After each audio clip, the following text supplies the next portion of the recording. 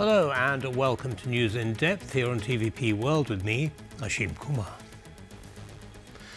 Polish companies are becoming increasingly bold in their search for new growth models, as evidenced by their direct investments in foreign markets.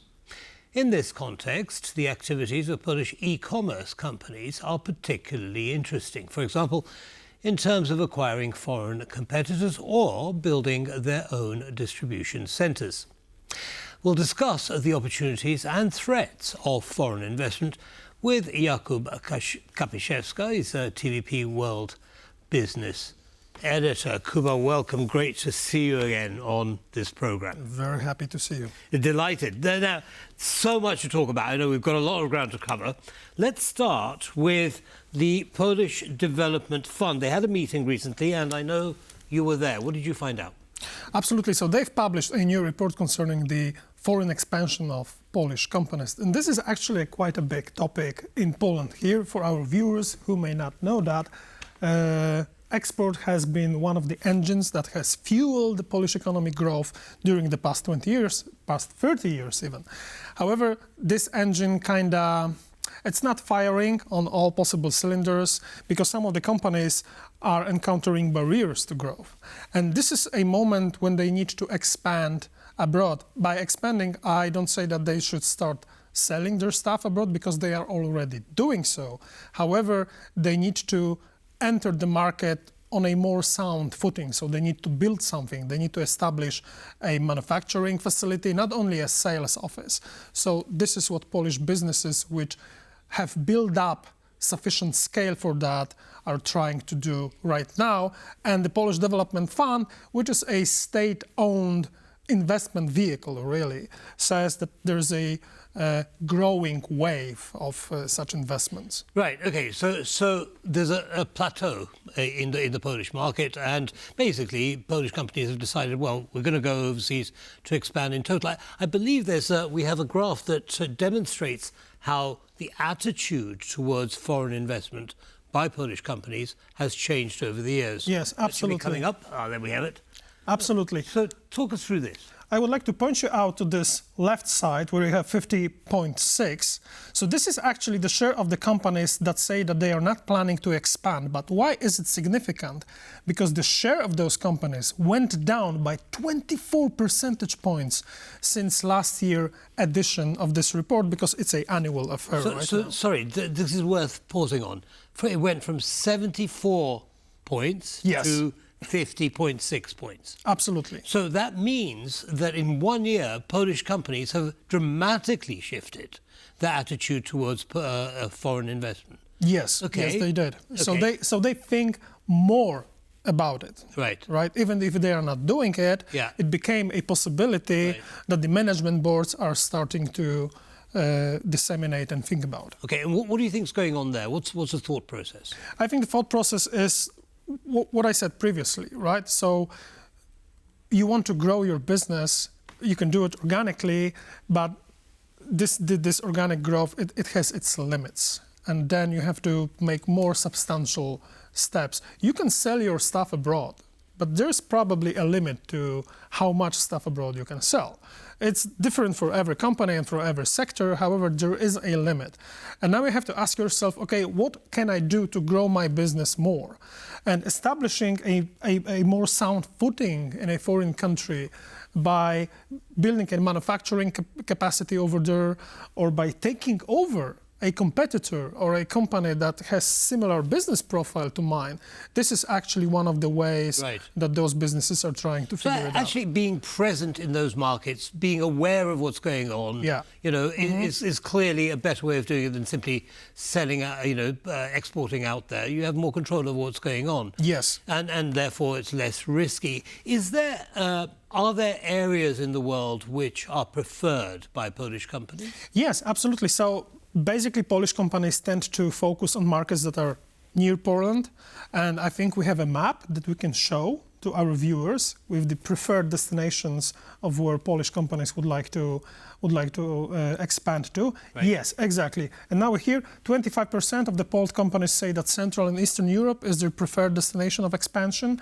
17.9% this is Western Europe. So these are all areas near us. However, what's fascinating is that 1/5 of the companies say that North America is one of the directions of expansions they would consider, or they are doing it right now. And this is actually fascinating because I've heard a story, very one of the guests that we had during the past year on TVP World. We were having a chat after the show, and he said that he actually planned establishing a manufacturing facility near the Mexico-US border on the Mexico side. But he said that labor costs were what actually made him not to do it. However, in this report that they presented today, they say that companies are not afraid of labor costs. So it's a kind of mixed picture. It depends on in which sector you're operating in. It depends on what kind of labor force you need. So it varies from company to company. So different cost profiles. So in some industries it might be people or labor, and others it might be technology or what have you. Yes, but this United States thing, it's important for Polish companies because it's a big market. And when they ask them what's most important for you, where you consider where to expand eventually, the depth of the market, of the target market, is the top reason they take into account. Yeah. So you have 330 million consumers in the US alone, 80 in the Mexico, 20-something in Canada. This together makes and higher levels of disposable income. Exactly. Exactly. But you know what fascinated me, or I found really quite surprising about that distribution that we've just seen. Central Europe, 25% of companies are prepared to, and that you can understand because, of course, there's a lot of commonality between countries in this region. But Western Europe, 17%, compared with 25% in America, right? Which you would have thought it would have been the other way around because America's further away. It should be. We're less familiar with the American market than the European market. America's not in the European Union. You know, all of those things, you'd have expected it to be the other way around. What's going on? Well, during the press briefing we had today, they say that this phenomenon you've pointed out, it could be connected to the tariff situation. So now that the US has slapped extra tariffs on Chinese products, some companies may see that their products became price competitive for American customers. And this could be this shift that we're seeing, one of the effects, aftershocks of the trade war, that suddenly producers in some part of the world find that, hey, we can sell to the US and make a profit, and our product will be attractive to customers over there because now there is no Chinese competition, or there is less of Chinese competition that we had prior. So this could be one of the reasons. Right. And I suppose also Polish companies want to avoid tariffs by establishing a presence in the United States. So, they're not going to have to pay those taxes. What are the constraints that Polish companies face when expanding overseas? Well, of course, it's access to funding. And this is actually where the Polish state tries to lend them a hand by offering support. And Polish Development Fund is an investment vehicle that offers support in a situation like this. So let's just say that you have a company and you plan to expand by doing a merger or acquisition on a foreign market. You need to cobble up financing. You find a couple of institutions that will lend you money for that, but they say, listen, we just need one extra player. If you could just find one big player extra to form this group that will back you up, we're on board. So the Polish Development Fund is going to fill the gap in funding. Yes. In fact, we have a soundbite from the CEO. Piotr Marczuk, the CEO. Of the Piotr Marczuk. Perhaps we can hear that and I'll get your view. We actually started the season with a success because we invested with Polish Grupa Trend in Germany, which is the first investment that we expect for this part of the year, and we expect at least 2 more investments of this type. That means foreign acquisitions or foreign expansion in the other ways. So it's sounding. I mean, extremely well thought out. The Polish Development Fund is ready to push Polish companies who want to invest overseas, which is great. And in fact, there's a particularly exciting example I know we discussed earlier. It's called, I believe, ICE. A very interesting startup. Different story, yes. It's a different story, but the Polish Development Fund did get involved with that, but at a later stage. Yes. So talk us through that one. It's a fascinating story. So actually, there is a Financial Times story. I don't know whether we have a scroll with the page from Financial Times. I think we do. If we can just bring it up for a sec. Yeah, that's the story. So we have European satellite group ICE waits new funding at $2.5 billion valuation. So that's a lot for a startup. Of course, this startup already is a couple of years old, so it's not like a totally new company. Right. But in terms of the age of companies, it's a relatively private newcomer. company. Yes, it is. It's still private. It's not listed anywhere. So this is a success story from Central and Eastern Europe. One we should brag about because you have a Polish guy and a Finnish guy. They both attend a technical university in Finland, and they say, listen, we should start our own company because we see that miniaturization in the satellite sector has not gone far enough. By which they meant the technology is here, but the established players are not using it. So let's build a small satellite, small which means cheap, that will offer radar imaging of the Earth. Usually the stuff that we know from satellite imaging is Google Maps, which is optical imaging, but radar imaging is a completely different manner because you can image Earth using radar when there is cloud cover, which is very important. Right? So they've built this prototype satellite. It was very cheap. They sent it into space, which means that they've acquired funding because they've talked to investors in Finland. In Finland, exactly. Mm-hmm. This was in Finland. They received seed money during one of the routine meetings that the university itself organizes for students that want to establish companies. So they had the seed funding, they had next rounds of funding, and now they operate a fleet of, I believe, 54 satellites that cover a whole Earth, and they can make pictures of every place on Earth every 90 minutes. So it's a pretty good resolution when it comes to radar imaging. And they've secured a lot of government customers, so they have them already on board, by which and in effect, the company is having I think 100 million in profits a year. So that's a lot. Already? So this is a company that already earns a lot of money. Highly unusual for a startup. Absolutely, not for a startup. Yeah. So they have operations center in Finland, but because the CEO is from Poland, he also established an operations center here in Warsaw. They also, I believe, have a manufacturing clean room where they actually make the satellites in Poland. In Poland, mm-hmm. Absolutely.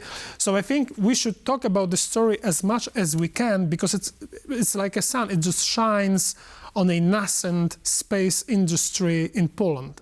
It's inspirational in so many ways, isn't it? Absolutely, because this shows you people from universities starting up and actually making an enormous success of a business with such in such a short period of time. And I think they are an example to follow. There are a number of things that struck me about this story. The first, of course, is the educational system that gave them the context, the environment, in which to be creative.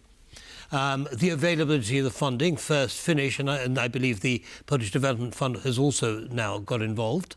Yes, in Poland. Polish Development Bank. Sorry, Polish Development Bank, which is a different, but also a part of this ecosystem of supporting the businesses. Right. Bought a 40 million zloty stake in ICE. But the thing that struck me, and as you know, I've been in Poland for well over 20 years, and when I first came here, the thing that struck me was the amount of intellectual capital, young people with ideas, willing to learn, willing to express themselves, and over this time, people that I used to train, have achieved all kinds of wonderful things. And I think that's one of the things that's worth really highlighting, that in Poland and in other countries in the region, there is a lot of intellectual capital which has not yet been fully tapped. And I think the more encouragement that they have, the better. Absolutely. To get things like this approved. Let's move on now. I understand that Kristalina Georgieva, IMF's boss, had a few things to say in a recent speech. What was she talking about? Well, it's autumn already, and this means that we are very close to publishing the autumn's version of World Economic Outlook, so the biannual report that IMF produces, which shows the forecast for the world economy and for the particular regions all over the world. And before IMF releases that, the IMF's boss has a speech in which she or he summarizes what they think are the most important trends for the global economy. Let's have a listen to what she had to say. So, how is the world economy coping? Short answer: better than feared, but worse than we need. So, not better than feared, but worse than we need. Yeah. So what do we think of that? So, better than feared. Feared because there is a trade war and it's still ongoing. It may not be as hot as it was a couple of months ago, but it's still ongoing because you have basically a guy living in a White House who suddenly says, "Hey, I'm going to slap some tariffs on truck manufacturers now," just out of the blue, right? So this unpredictability. So this creates real risk for someone or some company that actually makes trucks and exports them to the US. You haven't had that risk for 9 months of the year, and suddenly it just like that, it just materializes, right? There's going to be a tariff, 25, 50, whatever. And the same with pharmaceutical sector. So this trade war is still going on, and it has ripple effects and aftershocks. So there was a story, I guess, 2 days ago with garment manufacturers and the clothing sector in Europe saying that because the US has slapped some tariffs on Chinese clothing, this Chinese clothing has now been rerouted to Europe, and it's being dumped on the European market with very low prices because they just need to clear out their inventories.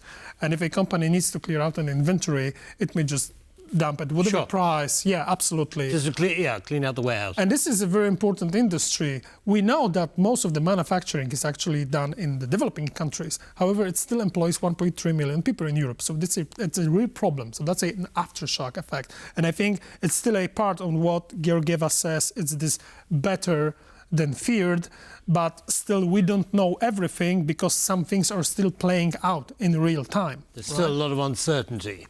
And worse than we need is just because we need the economy to grow faster and to expand faster global economy if we want to still combat poverty, if we want to rise how people are living, the standard of living. And she flagged some risks during this conversation. For example, she said that valuation of American companies is at a record high level, not seen in 25 years. So was this bubble to burst, consequences could be unpredictable, and investors are still seemingly willing to invest money in AI technologies, which is the technology which makes some money, but it just still doesn't pay for itself. Right. So it's all still a bet on the private sector's part to invest in all those massive data centers and nuclear power plants that will feed energy to those data centers. It's still a bet because although it earns money, it still doesn't pay for itself. So basically she's saying there's a bubble here. There could be a bubble. There could well be a bubble. And so if we're not particularly careful, it could blow up on all of us. And what's really interesting is that she also said that she has a couple of harsh words for their European friends, which means European Union. And she said, guys, you really need to get your stuff together. Right. Finish building the single market, finish building the capital markets union, because there's a lot of potential here that it's not utilized by you. Unfortunately, Kuba, we're going to have to end it there. So much more to talk about, but thank you again, as always. Thank you very much. And that brings us to the end of this episode of News in Depth. Don't go away, though. Lots more coming up. Goodbye.